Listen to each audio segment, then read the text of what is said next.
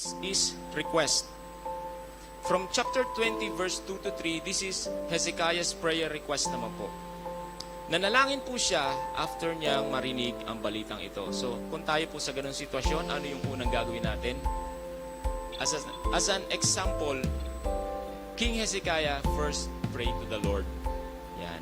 As a Christian, our first response must be come to the Lord, to our Jesus, Lord and Savior. Kasi alam niya na mangyayari itong bagay na to.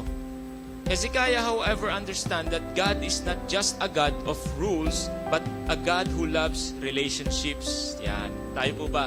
May relationship tayo. Sino yung unang lalapitan natin kapag may mga ganitong pangyayari? Relationship with the Lord first. He is our first responder. Siya yung unang sasagot sa atin. Siya yung unang tutulong sa atin.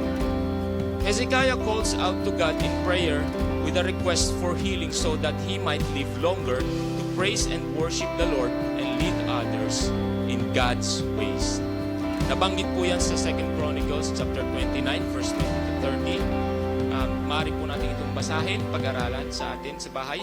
Hezekiah was a worshiper and a prayer intercessor. Sabi po sa Bible, nagpuri po sila at nanalangin habang nag-aalay sila sa Panginoon sa templo na 7 araw. Nung naayos na nila yung templo, nanalangin sila sa Panginoon, nagsampa sila ay nagpasalamat dahil muli silang na-revive. Pero, let's reflect to this po. Nabitin po sila sa kanilang pagpupuri at dinagdagan pa nila ito ng 7 araw. So 14 days silang nagpuri sa Panginoon.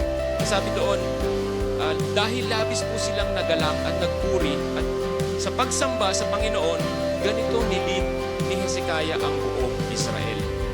And that is one record of Israel of how they praise and worship the Lord. Ang sabi po doon, pagkasunog nila ng alay kay Yahweh, sabay awit nila ng pagpupuri kay Yahweh at mga awit na gawa ni David.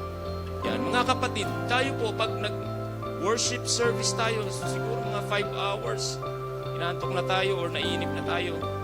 But this passage encourages us to worship the Lord more often or higit pa sa nakasanayan natin.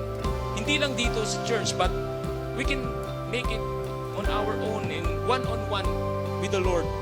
Pwede natin gawin ito. And kahit nasan man tayo, pwede natin purihin at pasalamatan ang